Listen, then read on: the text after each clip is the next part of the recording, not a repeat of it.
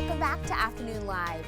April is Limb Loss Awareness Month, and our next guest knows so well how limb loss affects every aspect of your life. Here with his inspiring story, we welcome back motivational speaker John Register. It is great to see you. Good to see you, Hannah. Thank you for visiting us in the month of April. Yes, of course. Remind us of your story.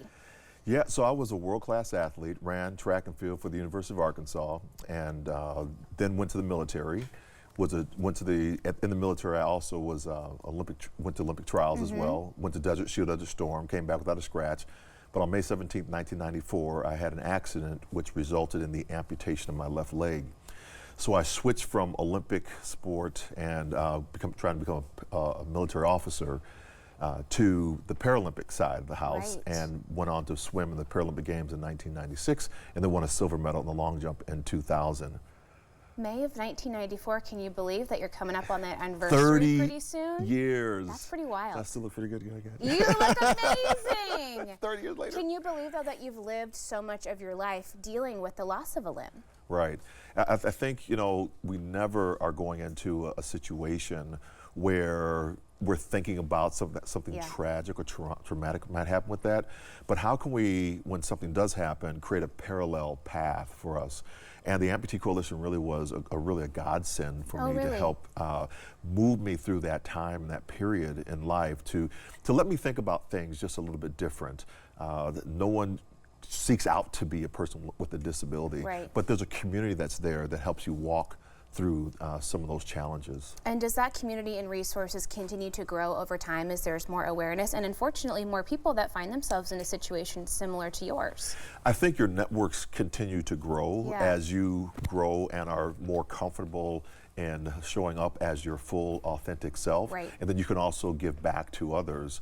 We just finished up a prevalence study that was done by Avalier, where I came back here last year, we were talking about 2.3 million people that were living with limb loss or limb difference. Now that is, like you said, it's expanded. It's now 5.8 million people in America that are living with limb loss or limb difference. It's pretty staggering. So what was your life like, say, the first couple of years after your accident? I mean, you must have had to deal with so many differences and challenges that you never would have expected.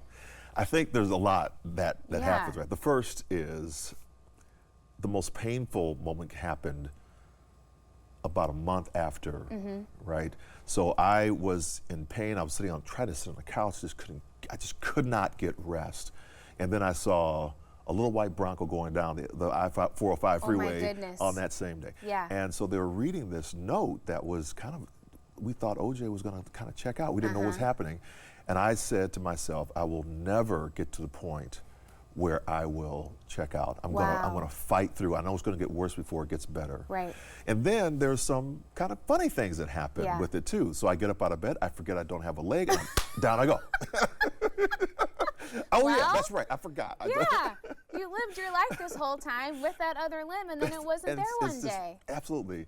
And then there's some people that will inspire you, right, to breathe life into you. So at the Paralympic Games, I'm swimming, my wife gives me a towel to dry off, I'm looking at closed circuit television, this guy's in a long jump runway, he's got an artificial leg like myself, jumps in the air, apex height of his flight, artificial leg flies off.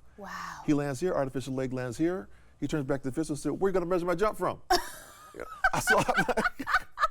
Valid question. Absolutely. So I'm thinking, oh my gosh, you know, I was a 27-foot long jumper at Arkansas with 2 legs. I know I can beat this guy who can't keep his leg on. So, you know, so there's things that we can do to switch our minds around the adversity that we're going through. Tell me more about how your wife helped you navigate all these changes. Alice is my godsend. Sometimes we like the for better, but not the for worse. We want the health, we don't want the sickness. And this was a challenge.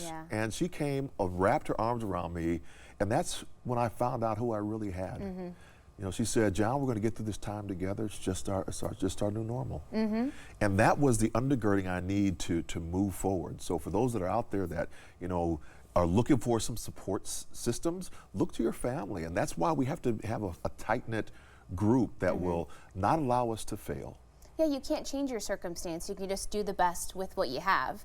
And your life, I mean, could you imagine doing what you do now without that journey? Because now you get to motivate and inspire so many other people. And I imagine maybe it wouldn't be the same if you didn't go through these circumstances.